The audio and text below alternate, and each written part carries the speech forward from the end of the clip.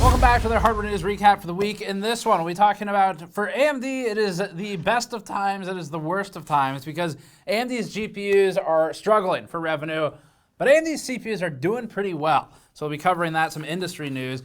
In other industry news, memory manufacturer SK Hynix getting raided by South Korean authorities in investigation into what might be a financial fraud case connected to another manufacturer. It's also not the first time there's been a financial case with SK Hynix, for example, price fixing in the past.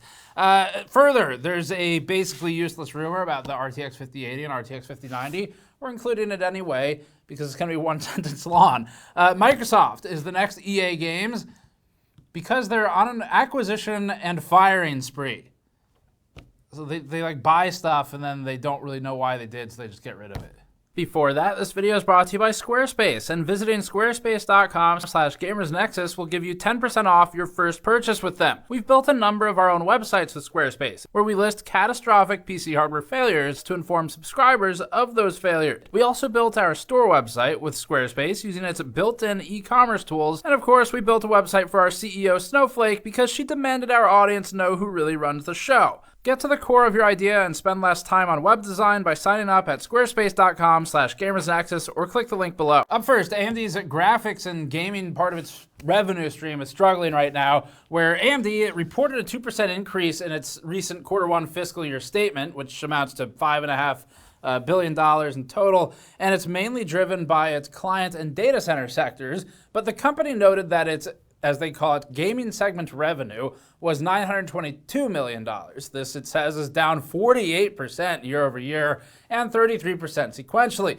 The company says that this is, quote, due to a decrease in semi-custom revenue and lower AMD Radeon GPU sales. Now, if you don't know, AMD's semi-custom segment includes things like consoles, so the PlayStation 5, the Xbox, those are in there, and then, of course, the Radeon GPU sales being in there makes it kind of, we can't really demystify the two. They don't publish, as far as we know, separate numbers for the Radeon GPU desktop-only solution, so we don't know how much that specifically has been affected here. But there's definitely a slump in semi-custom because the consoles are aging. There's a mid-generation refresh coming up for at least the PS5 with the rumored PS5 Pro, so people are probably not buying as many consoles right now, which would definitely affect AMD as well. And these figures might extend to PC gaming handhelds in the semi-custom gaming segment, depending on how AMD classifies each of those individual SoC solutions that they have. We asked AMD, and the company said that the gaming segment includes the Steam Deck, Xbox, and PS5. The Z1 and the Z1 Extreme fall under the client segment, so the Steam Deck isn't enough to counteract the drop they've seen. So for additional context, the delta between AMD and NVIDIA graphics is also reflected in April's Steam hardware survey. Valve's latest public figures for however much you weigh their worth, being opt-in, now highlight a 76.5% share of Steam gamers using NVIDIA graphics, followed by AMD at 15.7%. The best performing modern GPU from AMD on Valve's hardware survey is the 7900 XTX at 0.32%.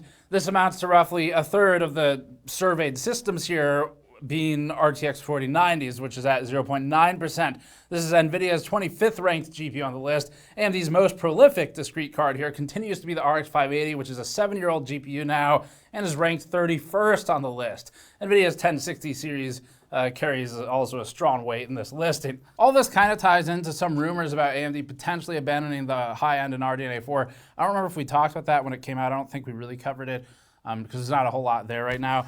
But if the company does indeed abandon the high-end, and if the high-end is one of their most popular SKUs right now, or I mean, it's like the only one that even shows up on that survey, then that's concerning. The company also has to deal with Intel chipping away at tiny but significant parts of its market share in GPUs in the $150 to $250 segment. So it's in battle on both sides right now, where NVIDIA's effectively uncontested in the ultra high end, and then in the $1,000 class, there's a really fierce fight from the 7900 XTX.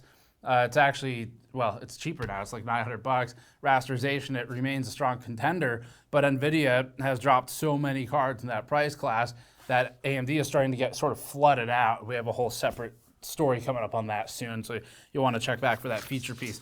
All right, next one, also AMD. So on the positive side for AMD, Tom's Hardware published a story this week recapping a Mercury Research report. Mercury Research regularly publishes things for market share, revenue share in the industry, and does studies on how widespread each of the companies are. The report indicates that year over year, AMD has continued to gain share for its CPU divisions, specifically in server and desktop. And Tom's plotted Mercury's research reports dating back to 2016, and that resulted in this graph. AMD held 9% share of desktop in quarter 3 of 2016, according to Mercury, and has now climbed to almost 25%. Its server division is more impressive. The gray line is on a steep incline upward, damaging Intel's domination where it hurts the most, which is big enterprise clients.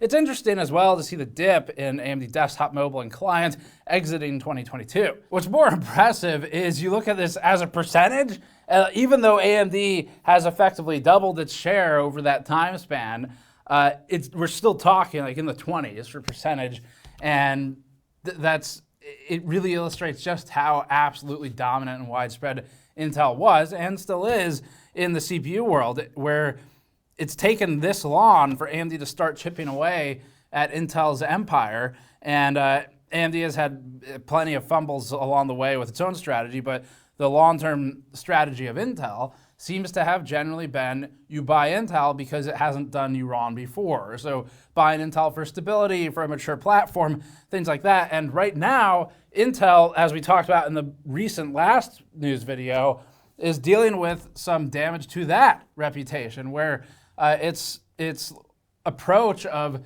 buy us because it just works, to quote Jensen Huang, as their stability comes into question, that play is not going to work as well anymore. So AMD's far from a number one spot in what's a very, it's either 2 or 3 party race, depending on kind of how you stack it up. But considering the company doesn't have the same overhead as Intel, these gains are significant, whereas Intel, with its overhead, losses in market share are going to have maybe like a multiplier effect in terms of how much it impacts them. Up next, SK Hynix is one of the only memory manufacturers in the world. Others include Micron and Samsung. There's some smaller vendors in there as well, but Hynix is the one that's in the news this week. The company was raided by a South Korean regulatory agency as part of an investigation into what sounds like a financial fraud case. This is in connection with SSD controller manufacturer Phetdara, we're going to go with Phetdara for that pronunciation, which launched an IPO in 2023 predicated on a nearly 90 million USD annual revenue target. In terms of what it actually made, it did 1/6 of that. According to a Weixin news source we translated, it only had a profit of 1 million USD on its $41 million of USD revenue in 2022. Those figures are oddly similar to some of EK's numbers, where the margin is just remarkably, almost unbelievably bad. Phetdara's failure to perform resulted in a decline from a 40,000 Korean won stock price down to 18,000 or so today. The company is now being sued by its shareholders. For Hynix's part in this, a Weixin post states that Hynix had a, quote, deep cooperative relationship, after translation, with Phetdara. Investigators have detained SK Hynix staff and acquired SK Hynix documents to cross-compare with those of Phetdara. South Korea has a long history of busting financial fraud in the computer hardware industry. In the past, Zalman defaulted on massive loans that were given based on fraudulent transactions. Likewise, memory manufacturers have been busted for price fixing in the past by the United States, including SK Hynix. Up next, we almost didn't include this story because there is nothing to it, but just because it's everywhere else, we'll give you the short version. There was a claim that said the RTX 5090 would launch first in the 50 series, and then there's another claim in response to that that said basically, nuh-uh, it's the 5080. That's the end of this story. Let's move on to the next one. Microsoft is the next EA Games. You're welcome. That's your one-sentence recap. Don't read too far into it. It's pointless. Microsoft has taken a page from EA Games' playbook of the 90s, rapidly acquiring studios only to shutter them to disperse the talent afterward because they immediately failed to produce infinite margin. Microsoft has shuttered Arcane Austin, the Tango Gameworks studio, Alpha Dog Games, Roundhouse Studios, and laid off an undisclosed number of employees across Bethesda. And in January, as a reminder, it had already laid off 1,900 or so people across its gaming divisions, including its subsidiaries. The newest round of closures include companies that represent divisions of ZeniMax, which Microsoft acquired in March 2021 for $7.5 billion. Like cars, as soon as you drive it off the lot, if you're Microsoft, it loses half of its employees. Alpha Dog Games is the maker of the mobile game Mighty Doom. Arcane Austin is known for developing titles such as Dishonored, Prey, and most recently Redfall, which proved to be a critical and commercial flop. Microsoft is ceasing development on the vampire hunting shooter, with Arcane tweeting, quote, "Redfall players who purchased the Hero Pass as part of the Premium Byte Back Edition or the Premium Byte Back upgrade will be eligible to receive the value of the upgrade." End quote. So this sounds like code for sorry for buying things we didn't make good on. Here's some vouchers for Xbox Game Pass. We also have some Zunes in the back if you prefer. Actually, I had a Zune and I liked it, so I would take the Zune if I were you. Assuming they're offering it, and they should if they're not. You know, the Zune was really woefully underrepresented. In an internal email obtained by IGN, the head of Xbox Game Studios, Matt Booty, stated that Arcane Austin, quote, will close with some members of the team joining other studios to work on projects across Bethesda. Roundhouse Studios also worked on Redfall, according to IGN, and the studio will be absorbed into ZeniMax Online Studios, which is the developer behind The Elder Scrolls Online. But Microsoft also closed Tango Gameworks, so surely this must have also produced a critical failure like Redfall. So let's see what Microsoft had to say about this one. Quote, "Hi-Fi Rush was a breakout hit for us and our players in all key measurements and expectations. We could not be happier with what the team at Tango Gameworks delivered with this surprise release." Okay. So you've got two sides of Microsoft. Your game failed to meet expectations. Goodbye. Your game blew past expectations. Goodbye. Great. It's very predictable. It's just what everyone wants. Hi-Fi Rush was well regarded by critics and fans alike. Hi-Fi Rush was also one of the first modern Microsoft games to recently make its way to the PlayStation Store. These cuts seem scattershot. As for the EA comparisons, for those who don't know EA's older history and the beginning of why it was voted as basically the most hated company on earth multiple times, even when you've got petrochemical companies out there. EA's history included a 90s acquisition spree, including companies like Origin Systems. They also bought IP like Command & Conquer and then promptly killed all of it. Origin Systems was Richard Garriott's, at the time, wildly successful company. They produced and published some of the largest breakout successes of the time, including Chris Roberts' Wing Commander, Garriott's Ultima, System Shock, a lot of classics. And the studio was acquired by EA in 1992. It pretty quickly shuttered it. And then the Origin trademark reared its head again in the form of EA's garbage and frequently hacked games distribution service, Origin. Probably because the trademark was going to expire or something, so they just threw it back out there. And Microsoft's recent moves kind of remind us of that era, where it's just this short-term, wild acquisition and spending spree with no real long-term game plan other than to just cut as soon as there's a dip. It's like, if there's not a game coming out this year, get rid of the studio because it's only going to cost money this year, which is a really short-term, short-sighted plan. Since 2018 alone, 1 year after Microsoft launched its Xbox Game Pass initiative, it has acquired Double Fine, Ninja Theory, InXile Entertainment, Obsidian Entertainment, Compulsion Games, Playground Games, Undead Labs, and Activision Blizzard, the last of which Microsoft paid $68.7 billion for, and what is the largest acquisition made to date, at least of that time.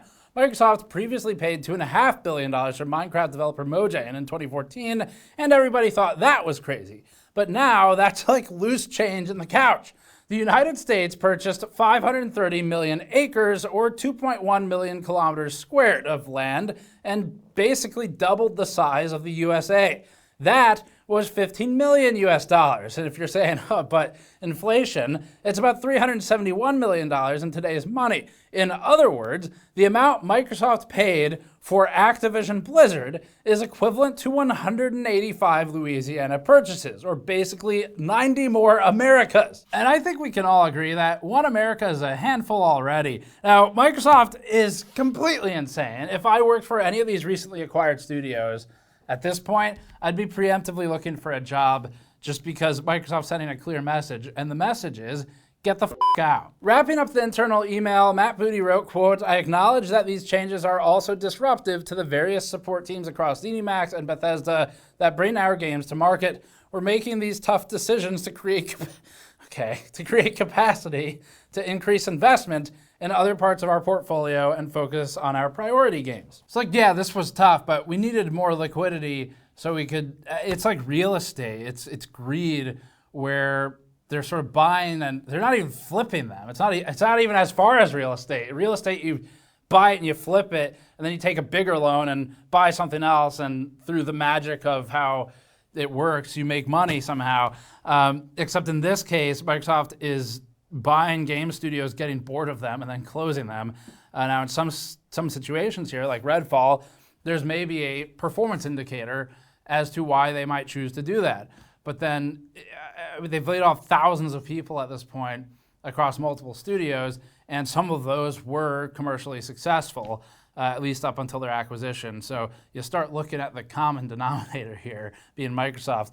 And I think if you divide by Microsoft, you're in trouble. Now, one of the more cynical interpretations of this, and I'm an expert in being cynical, is Microsoft also gets the added benefit of scattering the talent. So you take the part of the company that's valuable, which is the collection of people who know how to work together to produce something good, like Hi-Fi Rush, and then you make sure that no one else can get those people in that group by disbanding it instead of spinning it off or selling it potentially to someone who will become a competitor or who will make games for your competitors.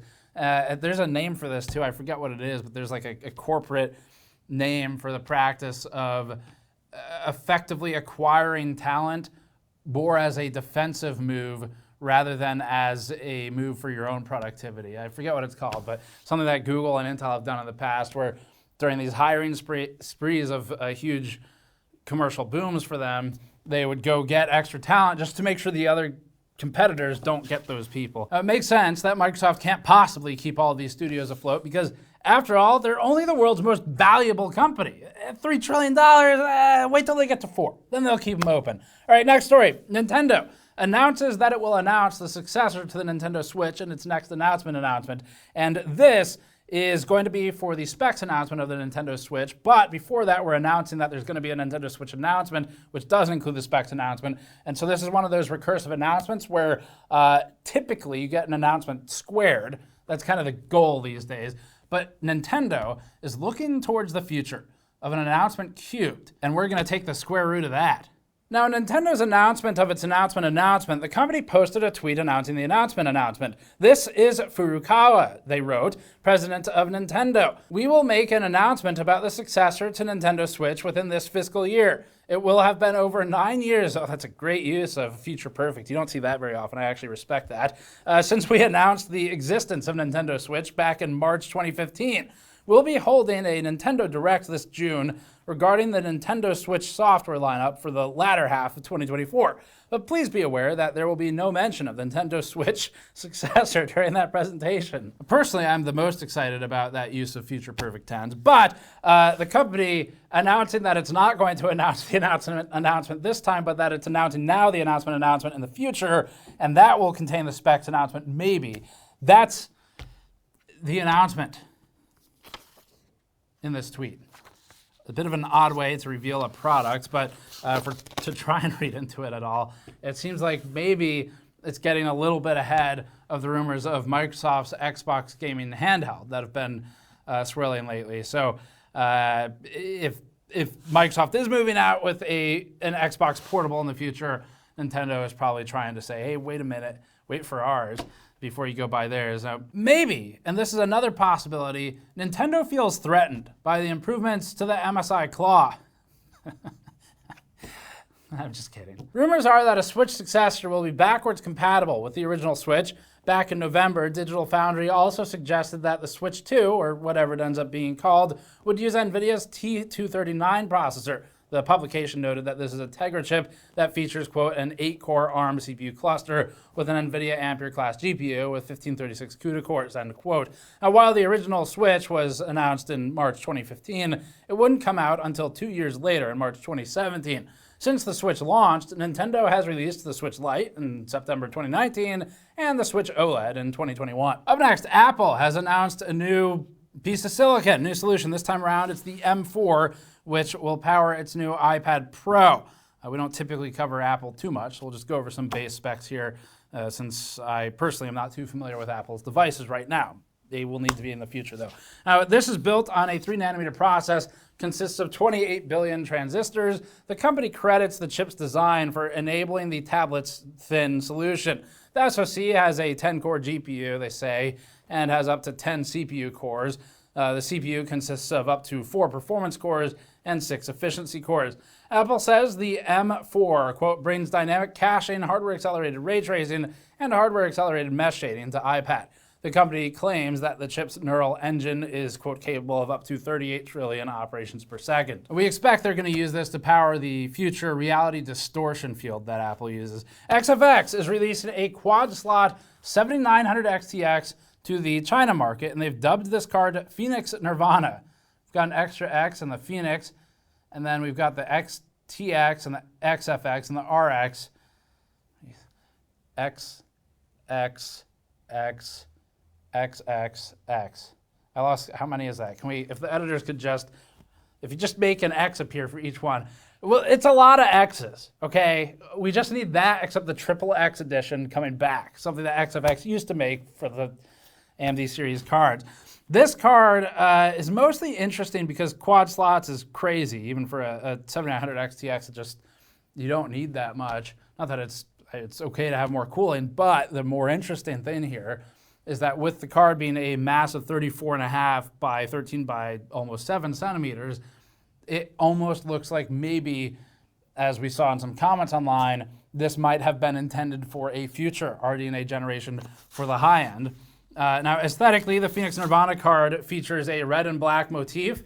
It has 3 fans, and what makes them unique is that they are modular magnetic ones. This is a solution we've seen in the past from XFX. I think it was its Ghost series cards, which I actually really like the way those fans were designed because they're super easy to swap for failures. For cooling, the card uses Fungling Cooling Architecture 4.0. We don't know what that means, so Video Cards reports that it features, quote, 216 ultra-thin matrix fins. Not sure what a matrix fin is, and in this case, it's coupled with a high-low fin structure. That one I can take a guess at. The publication adds that the card has a vapor chamber that covers the GPU and memory and has an all-aluminum die-cast backplate. Now, Phoenix Nirvana is currently available for pre-order in China with no word on a wider international release yet. It will retail for 7,900 renminbi, which is about $1,090. Now that Phoenix Nirvana is in bloom, AMD's Lake of Fire can be tamed without all apologies or having an aneurysm. We asked XFX if the Phoenix Nirvana would ship in a heart-shaped box. The company said no, but that it won't include any lithium because it's not battery powered. It'll instead come as it were. And what we wonder is when you open the box, what will Phoenix Nirvana smell like? And finally, ASUS got everyone all excited for this story because they announced that they would be announcing something later in the day. We held up our news schedule for this. We planned around it. I stayed late. And, well, they talked about the stream all day. They got to the streaming time and they said they were going to be an hour late. No problem. It's a big deal. We'll be there for it. And so were a lot of people in the chat. Well, that time came and went. And the video was something like 7 minutes, 34 seconds long. Live stream. 7.5 minutes that was teased for an entire day, including getting to the time to go live where people are waiting for it and hyped. They delay it, and it's 7 minutes and 34 seconds. I hope I have the second count right. Normally that wouldn't matter, but when it's this short of a video, it kind of does. We don't know why ASUS decided to waste everyone's time with this, but maybe their loyal fan base supported it.